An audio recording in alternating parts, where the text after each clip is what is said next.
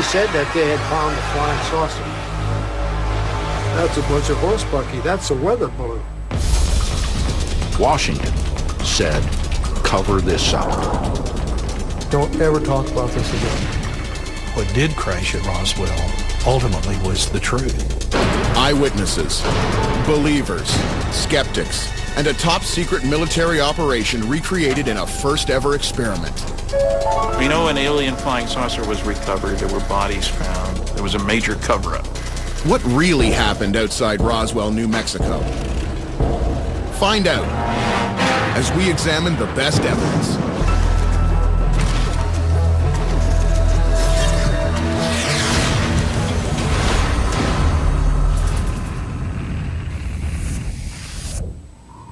Roswell, New Mexico. For many people, the name is synonymous with a crashed flying saucer and an unusual government cover-up. 6 decades after the mysterious event, eyewitnesses continue to stick to their stories. I do think it was a craft of some kind. It was not of human manufacture. Where it came from, I don't know, but I do know it did not come from Earth. What fell out of the sky that summer is still shrouded in mystery. Whatever it was that they really found so unsettled them that there seems to have been a panic. This much is clear. The quiet New Mexican town was changed forever when on July 8, 1947, word of a flying saucer crash hit the news. But in only 4 hours, the story was suddenly recanted. What shocked the public almost more than the initial announcement was it now was being denied by the same official sources who'd released it in the first place. Today, the Roswell incident lives on in the public imagination. But it began as America was coming of age in a frightening new era. It was the aftermath of World War II and a period of heightened fear of invasion. Powerful weapons could wipe away cities in a single devastating moment. 1947 was the year the CIA was formed. Americans everywhere feared Russian sympathizers and infiltrators. Are you or have you ever been a member of the Communist Party? It was the beginning of the Cold War, and spying on the enemy became an essential tactic. Coincidentally, throughout the late 1940s, there were also many sightings of what came to be referred to as flying saucers. It's falling! It's falling towards the Earth! And so the stage was set for a small American town to become the touchstone for a UFO conspiracy. It was while working on a farm outside Roswell that rancher Mac Brazel discovered some unusual wreckage. He didn't think much of it, but when he heard stories of UFO sightings, he decided to report it to the authorities.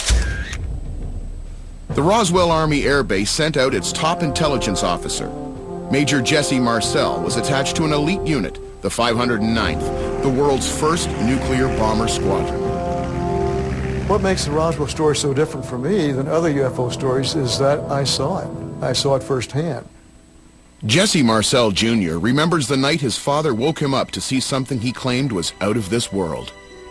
When he came home that night and he woke myself and my mother up to come and look and see what he found, or at least what he retrieved from a crash site on this ranch out of Roswell.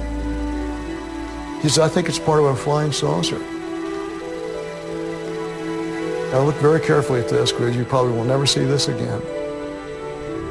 And he was right. The crash debris was described as containing unusual materials. It was removed by the Air Force. The military press release stated that through the cooperation of a rancher outside town, the Roswell Army Airfield had recovered the wreckage of a flying saucer. So it was headline news. Stanton Friedman is a former nuclear physicist who has spent many years researching the Roswell incident. Look at the evidence and you'll be convinced. There's no question in my mind that there's been a cover-up of the Roswell incident, an official government-sponsored cover-up, if you want to put it that way. Within hours of releasing the UFO story, the military withdrew it, stating it was only a crashed weather balloon. Scientists have been using latex balloons since they were first developed in 1940. Weather balloons carry disposable instruments that take atmospheric measurements and relay the information back to Earth by radio. Sorry, gentlemen, we made a mistake. It was not a flying saucer, just a radar reflector weather balloon combination. So within a 4-hour period, you went from Army recovers flying saucer to just a weather balloon. To further compound the mystery, the Air Force flew the supposedly ordinary debris to Fort Worth, Texas for further study. They really realized that they had something very strange here, very exotic. And that's when they wanted to kill the story as soon as possible. Retired commercial pilot Robert Durant has been investigating Roswell for close to 20 years. There's a big lie that's going on here and has been going on since 1947. The outgoing message traffic from Roswell Army Airfield was missing. And the records of the military police unit, which everybody says cleaned up the crash and protected it, also missing. So that made me and a lot of other people suddenly get suspicious. They are covering this up, and they switched this stuff with the balloon and just hoped and prayed they could pull it off. If the military was reporting the recovered debris was from a crashed radar reflector weather balloon, then the proof should come from the physical evidence itself. It had physical properties that just didn't match anything that human beings were making at the time. I definitely believe there was a cover-up. David Rudiak has been studying the Roswell incident for over 10 years. He believes rancher Mac Brazel wasn't mistaken with what he had found. Brazel had done this interview saying, I found weather balloons on my property, but this wasn't like any of them, and it wasn't any weather observation device. Actually, Mac Brazel was quite familiar with weather balloons because he'd seen them before. My dad went to radar school, so he knew what a radar target looked like. Back in 1947, radar reflector targets were coated with foil that was available commercially. Believers maintain both Jesse Marcel and Mac Brazel would have recognized this and other common materials used in the weather balloon. Okay, I went out to the local grocery store and got this chocolate bar, and this particular company was wrapping its chocolate bars in foil paper for about 30 years before Roswell. And this is what they made the radar targets from. I'm sure they would have been pretty familiar with the stuff. We all came to the conclusion this was something that was very exotic, that this is probably not a human manufacture. There was something else that Jesse Marcel Jr. remembers seeing on the debris his father showed him. There was some writing along the inside edge of this. And I thought, what in the world is this? So I paid a little closer attention to that. I thought at first, well, hey, this is Egyptian hieroglyphics. But then again, no, this is not Egyptian hieroglyphics. This is more like mathematical or geometrical symbols. It wasn't long before other stories emerged about what the Air Force may have found and retrieved from the debris site. General Arthur Exon, he was stationed at Wright-Patterson Air Force Base, said he knew about the debris coming in, and he also said he heard about bodies being recovered. Flying saucers and spacemen are a part of our popular culture, and many believe they do exist. Others, more skeptical, aren't quick to agree.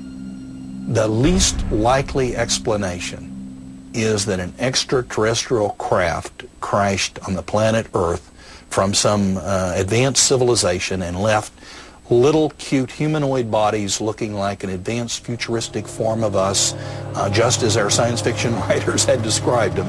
Was there further evidence among the crash pointing toward a UFO and aliens? Find out when Best Evidence continues.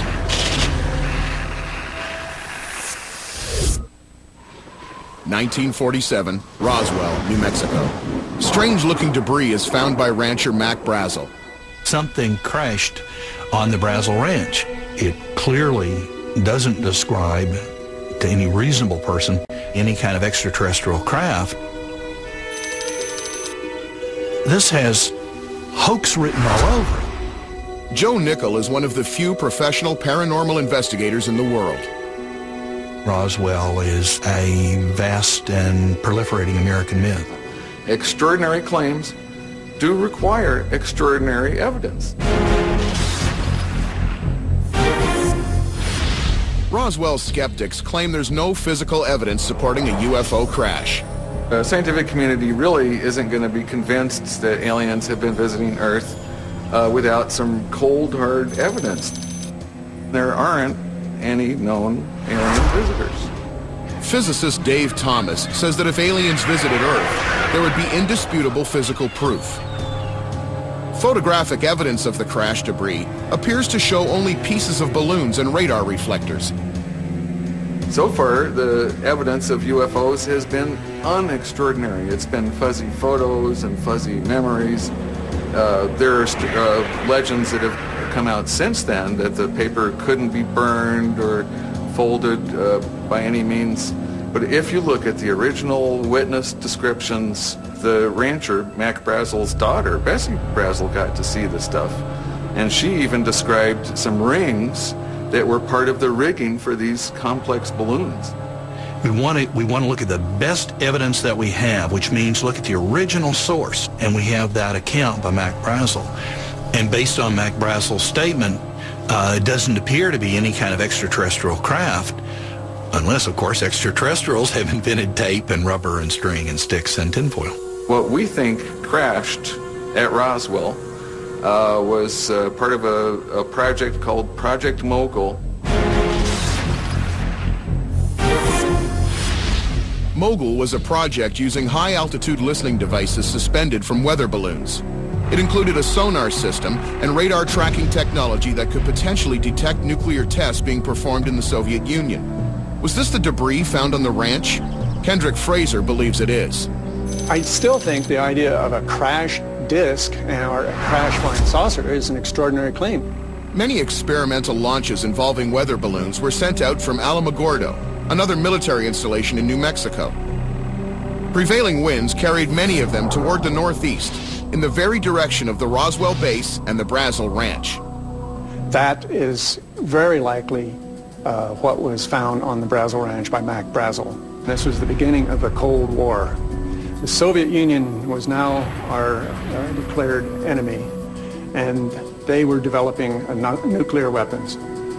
We had nuclear weapons, but we didn't want them to, and we wanted to find out if they were exploding them in tests.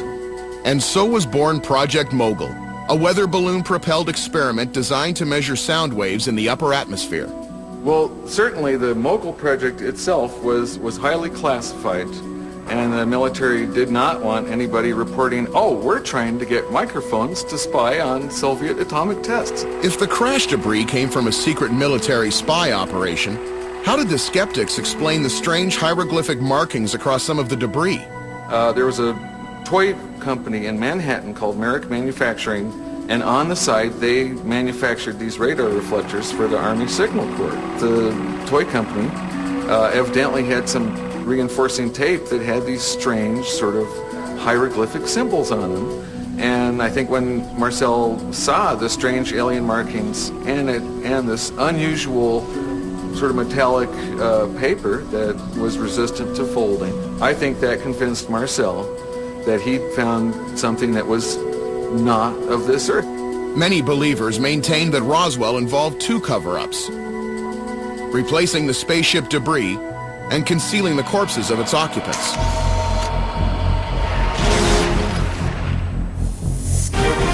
Rumors have circulated for decades that there was more than just debris. There were alien bodies. According to Roswell believers, the first stop was the now famous Hangar 84.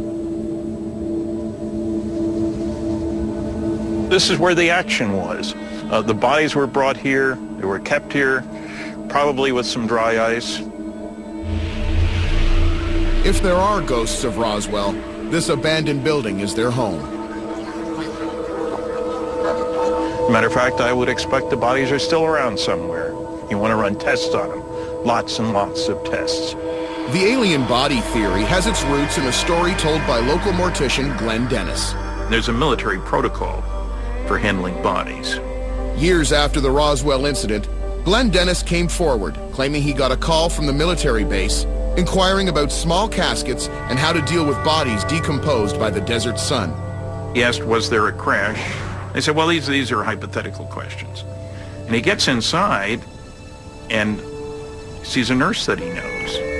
And she told him, you ought to get out of here.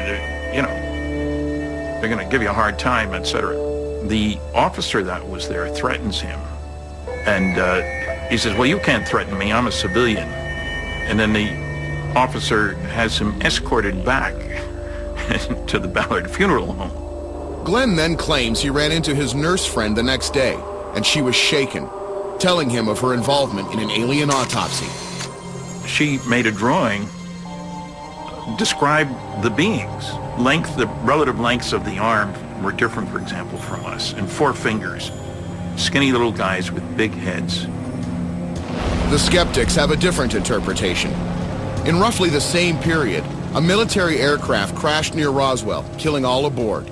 The airplane explosion burned several crew members so badly that their parts of their faces were gone, their bowels were hanging out. It smelled terrible.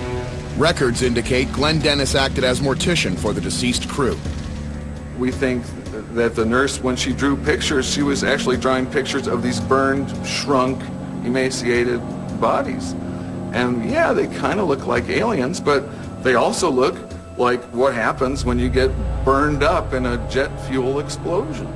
Glenn Dennis is one of those who tells different versions of things and quote-unquote remembers things, and as people ask him questions and come back and he's read and more conspiracy theories and heard and talked back and forth with people, he gets confused about the facts.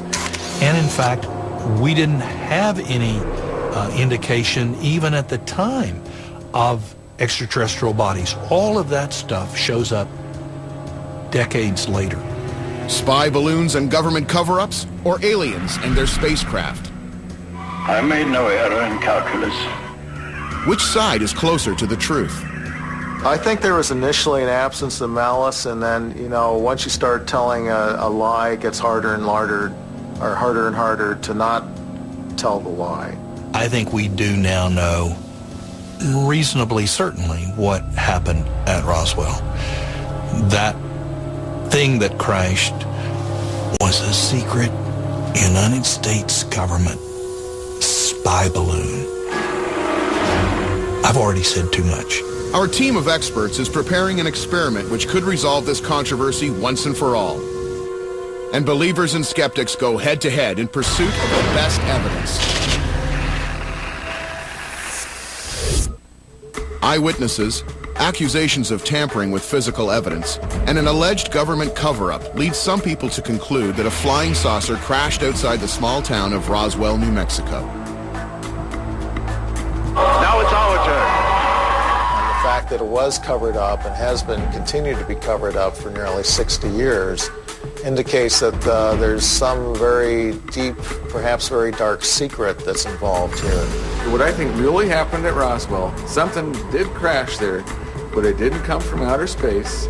It's speculated that the crash occurred a week or two earlier, possibly during a storm. Was what fell to Earth at Roswell man-made or alien? Skeptics and believers now go head-to-head as they present their best evidence. On July 8, 1947, the Roswell incident made headline news in America when military sources informed the media that a spaceship had crashed on a ranch run by Mac Brazel. The official story changed when the debris was flown from Roswell Army Air Force Base to another base at Fort Worth, Texas. These photographs show what appears to be ordinary weather balloons. Why did they switch the materials? Because they didn't dare show the real materials. Oh, I think it would have been a very simple process to switch the material. My main response to the question, was the debris switched, involves the weatherman, Irving Newton. Irving Newton was the meteorologist responsible for identifying the weather balloon. Fort Worth Base Commander General Roger Ramey called Newton to the base immediately. I went over there and I opened the door to the general's office, and there they had a whole bunch of stuff laying on the floor of the office. And I says, "Now, is that your flying saucer?" And they said, "Well, yes, it is." And I said, "Well, I'm sorry." I said, that's a bunch of horse bucky. That's a weather balloon." He did as he was instructed. If the general said it was a radar reflector weather balloon combination, that was good enough for him. He didn't get a look at the real wreckage. He was an instrument of deception. Meteorologist Irving Newton wasn't the only one to see the debris. Rancher Mac Brazel and Major Jesse Marcel were original eyewitnesses. You have some descriptions by Mac Brazel in the local paper. You then see Jesse Marcel posing with some pieces of debris in a room that looks exactly consistent with what Mac Brazel said. Foiled paper, sticks, you can match it up. It looks very similar. Although the description matches, believers still feel that other things don't. And the radar target, if you look at it closely as I have, it adds up to exactly one radar target. If you look at the back side of it, the white paper backing, it's totally clean. There are no scrape marks, there's no mud, there's no dirt, there's no water stains on it. So it looks to me there's no string attached to it, which it should have been if it had actually been recovered in the field. It looks to me this is a brand new radar target. They took it out of a box, they broke it up, threw it on the floor. I'm convinced that what was photographed in General Ramey's office in Texas was not the real wreckage. Now, someone is trying to say, well, that's a bunch of crap, that really they substitute something. I cannot say that positively 100% they didn't. After more than 6 decades, the eyewitness accounts remain one of the key pieces of evidence in the Roswell incident.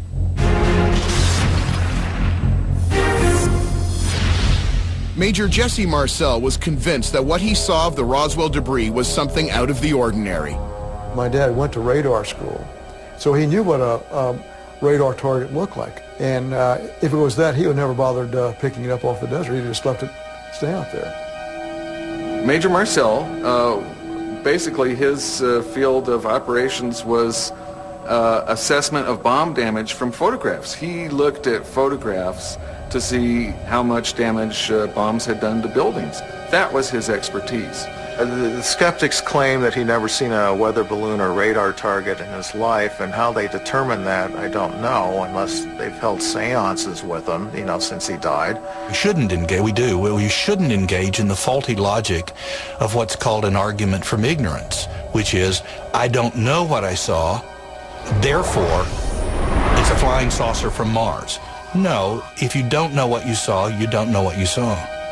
I think Marcel, in the atmosphere of the flap of 47, he thought he'd found something really unusual. It wasn't his expertise. I think Marcel was out of his element. Many years later, the military conducted an investigation into the Roswell incident. We think that this answers lots of questions, and it answers them logically and with integrity. The conclusion was that the debris came from a secret spy balloon project. Project Mogul was a spy balloon program designed to monitor suspected nuclear testing by the Soviets. It would carry a remote sonar system as well as several metallic reflectors to help ground radar track the balloons. Both believers and skeptics agree that there was a cover-up, but they disagree on what was being concealed. So yeah, there was a cover-up, and I think there were probably good reasons for a cover-up, assuming this was really an alien spaceship crash. And I think one of the primary concerns would have been public panic. The truth of the matter is that what crashed was basically identified, and it was not either of the two big things that people were concerned about. It was not extraterrestrial. It was not any threat to the planet Earth. The proof of the pudding is that the Roswell incident went away.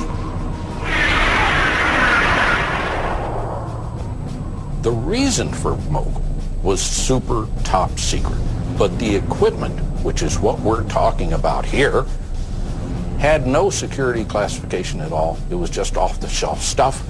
They lost half of the Mogul arrays that they launched and could care less. They didn't even go after one that went down 15 miles away from them. Believers and skeptics disagree over nearly every aspect of the Roswell incident. One factor stands out above all the rest. Could the balloon and radar reflector wreckage from a Project Mogul ever match the strange and enormous debris field described by Major Jesse Marcel? Crash test engineer Robert Galgansky has always had an interest in these detailed aspects of the Roswell incident. I just became fascinated with the debris field. The reason I really developed an intense interest in this particular aspect of the story was because there was something tangible that I could work with. There were dimensions given for this field, there were description given of the debris that was recovered, and I felt that I could do something with this from a quantitative standpoint. No one had tried doing that before. For the first time ever, an experiment will put this critical factor to the test as we prepare to launch our best evidence.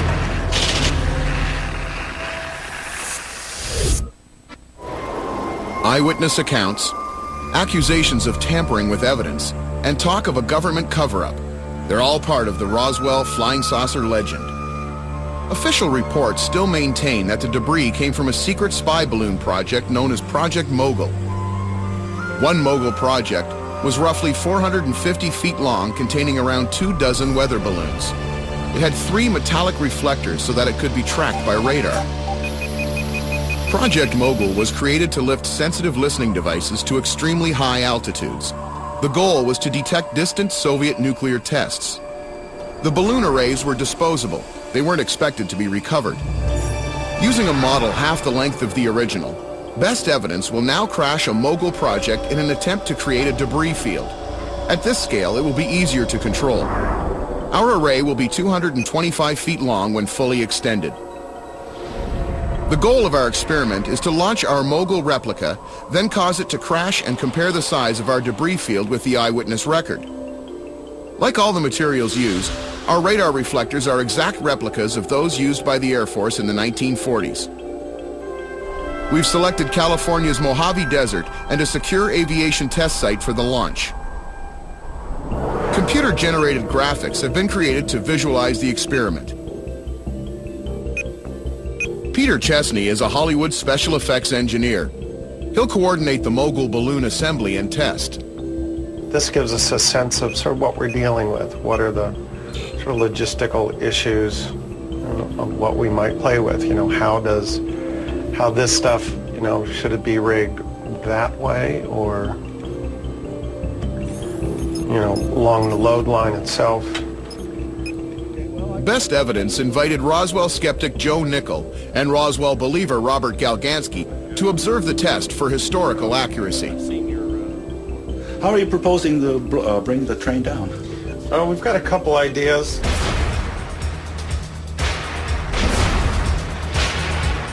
We've got a pellet gun we're going to try. Pal, don't miss. Don't worry. Yeah, it's microwire, but I think it's all back here. The filament on the balloon. There we go. That's not going anywhere. All right, let's plug it in. Never heard of that. So we're ready to pop this thing. All right, you got the voltage right? It's all set. Okay, good. Here we go. Ready? 3, 2, 1. Okay, looks like pellet rifle works. Hot wire works as a good backup. Next, we're going to wind up about 400 feet on our temporary reel. We got a little leverage on the handle, and we're about ready to head out of Dodge. The night before the experiment, our Best Evidence team wants to make sure that the Mogul balloon train can be assembled as planned.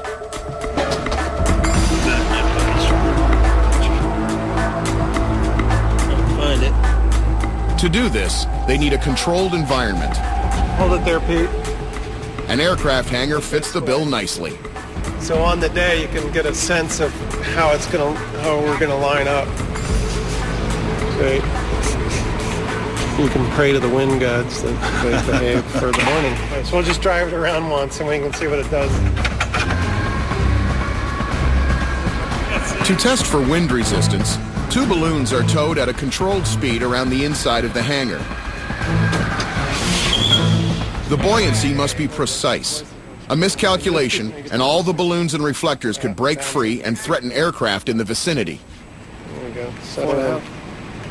No, 4-2. Okay, let her go. Just see how it's hanging. Is that a good distance between target? Okay. This is 2 pounds. No, wait, we have a buoyancy surplus on this. You know, we have an 11-to-1 buoyancy surplus. We're going to take the balloon, we're going to launch it, and we're going to start shooting down the balloons with an air rifle, and eventually it's just going to come down in a heap. We're feeling like we're just about ready to roll out the hangar and get on out. As long as we beat the afternoon breeze, we had a good chance of, playing out the experiment. So the sooner we get out there, the better, before we start shredding latex all over the landscape. And right now we have totally still conditions, which is really good balloon flying. Our best evidence crew is pleased with the calm weather. Too much wind during the test could blow away weeks of work. Well, that's a balloon. I thought that was... I'm going to let this go straight up now.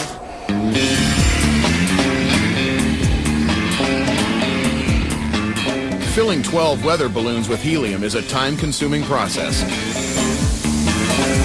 We're halfway there once we put this balloon on.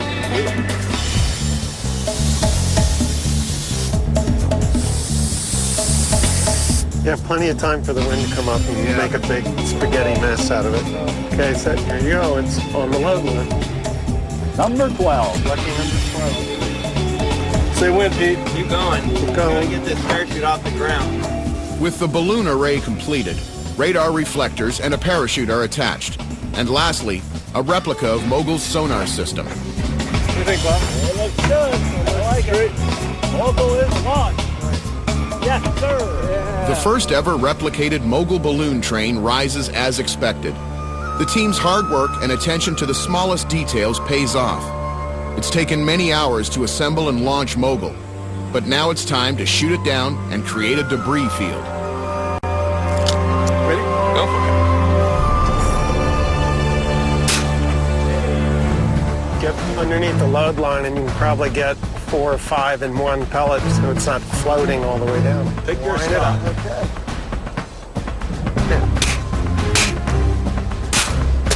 Fourth from the top. Drifting on down. 4 for 3, Kyle.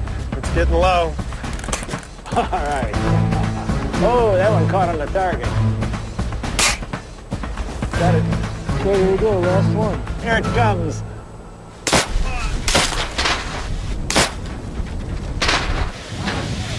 All over. There's your debris field. Go get them.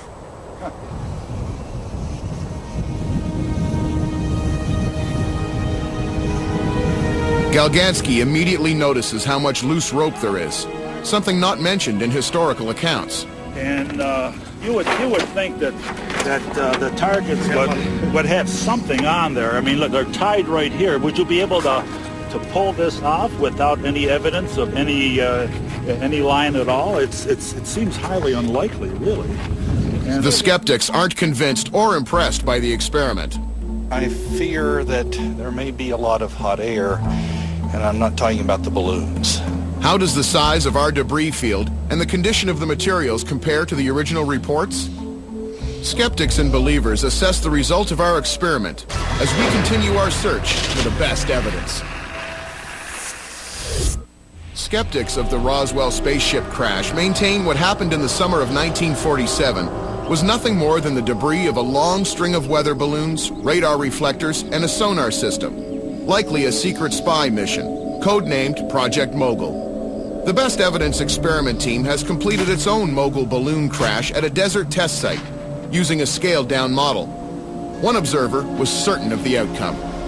I think the results of this experiment will show to anybody with an open mind that Mogul did not have the volume of material to cause even the Roswell debris field, let alone what Marcel reported. There was a wide range of predictions about the experiment before it began. I don't know how it's going to turn out. I have no idea. And frankly, I think because the standard approach of the debunker is don't bother me with the facts, my mind's made up, that if it turns out that Galgansky is right on, isn't enough wreckage to account for what was seen. They will ignore that. Jesse Marcel described the crash debris as being scattered over an area 3/4 of a mile long and several hundred feet wide. Our experimental debris field represented 12 balloons, roughly half of the original Mogul's size. Our debris field measured a diameter of 150 feet. I think what this will prove is that any reasonable estimate of the amount of debris in any sort of Mogul crash doesn't amount to a whole lot. You know, recreating it is going to be a shot in the dark. You know, if they can do it, wow.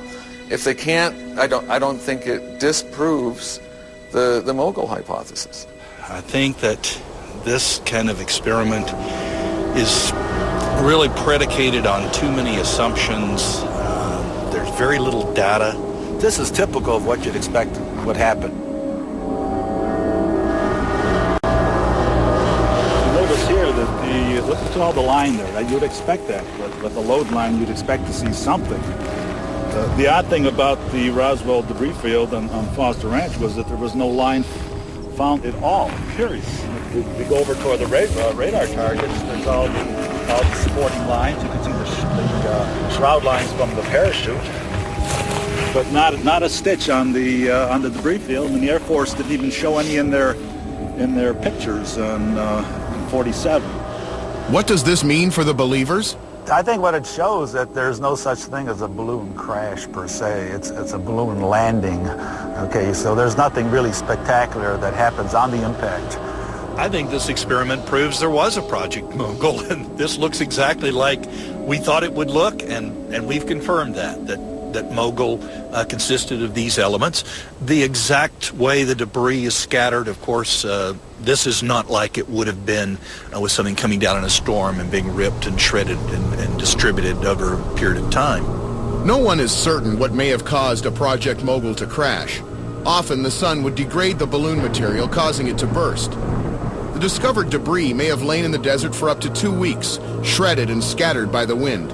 These are the uncertainties our experiment faced. It's unrealistic to think that anything like this, made of mundane materials, could have been broken up and scattered to the extent that it would create something that would be construed as a debris field. Who knows what that debris should exactly look like? We weren't there when it was being shredded, so the idea that we somehow know how a corner radar reflector will always look when it's been torn up is just folly. 12 weather balloons, 3 radar reflectors, a parachute, a sonobuoy microphone package, and hundreds of feet of nylon line. Now just piles of debris lying in a field. This experiment has only served to divide the two camps further. The importance here is the way the components landed and what happened to them immediately afterward. In other words, they weren't smashed to smithereens. It doesn't look like they were torn apart. And again, the most important thing to me is the fact that there's no cord, there's no load line, there's no monofilament line used to suspend the targets, to suspend the balloons from the load line. This is not there in the Roswell pictures. The arguments and evidence put forth by believers and skeptics hang on more than balloons and foil reflectors. Stories of threats, gag orders, and a strange piece of film. Next on Best Evidence.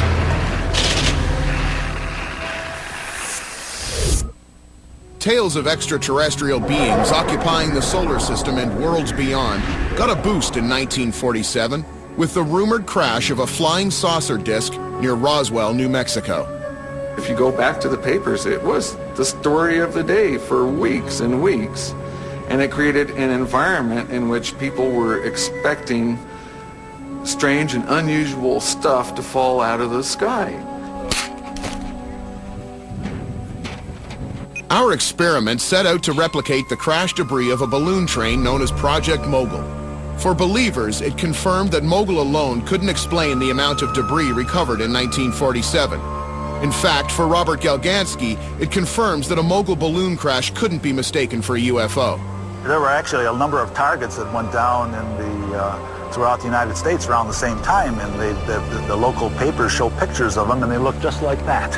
Okay, they're not broken up, they're pretty much intact. Somebody will find part of a balloon, maybe the neck and a little bit of the carcass, and that's what you have right here. For the skeptics, the results were inconclusive. What's happening is that the proponents have started with the answer they want, and they're looking over all the stuff, and they're saying, yeah, we can say this about that. Several questions remain about the Roswell incident. Was there a conspiracy to conceal other information? The believers question why some key eyewitnesses were threatened into silence. Was it part of a government cover-up? Jesse Marcel Jr. recalls the night his father returned home from the Roswell Air Base, where the debris was first stored.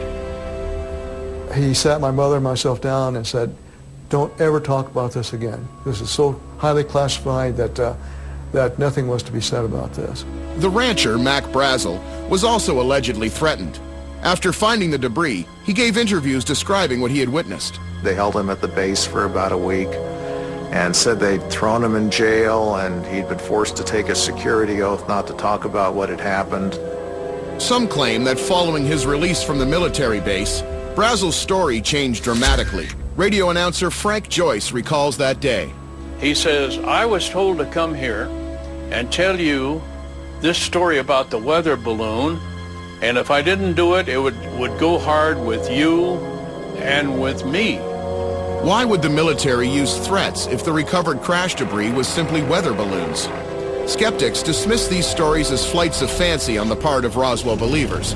A supposedly secret government group that exists to keep from the American public the awful, fearful secret that extraterrestrials have crashed on the planet Earth. These pickled humanoids are kept at some secret facility. And it's all a big hoax. The most audacious Roswell account happened years after the event. In 1995, a film emerged claiming to be an official military record of an alien autopsy. The footage is later revealed by its creators to be a hoax. It was shot by amateurs in Great Britain, proof positive that Roswell had graduated to the world stage of pop culture. This little New Mexican town continues to hold its place in the spotlight. The reason I think it hasn't gone away is because something really did happen, that was far more than just a balloon crash.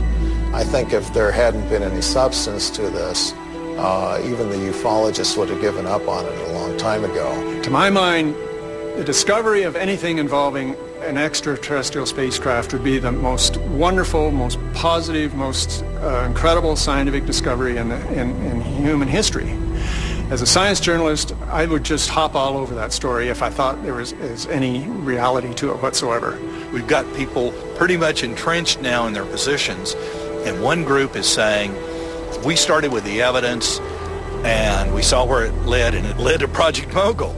And the other group is saying, we want very much to believe in flying saucers and we're not giving it up. And are those two groups ever going to be reconciled? Probably not in my lifetime. Nobody knows what eventually happened to the famous Roswell debris. Skeptics say it was probably disposed of years ago. Believers think it's still under wraps somewhere. Roswell's best evidence remains elusive. Whether a UFO crash is fact or fiction seems irrelevant in the public eye. What sustains the Roswell incident is a common human trait, our desire to believe that we're not alone in the universe.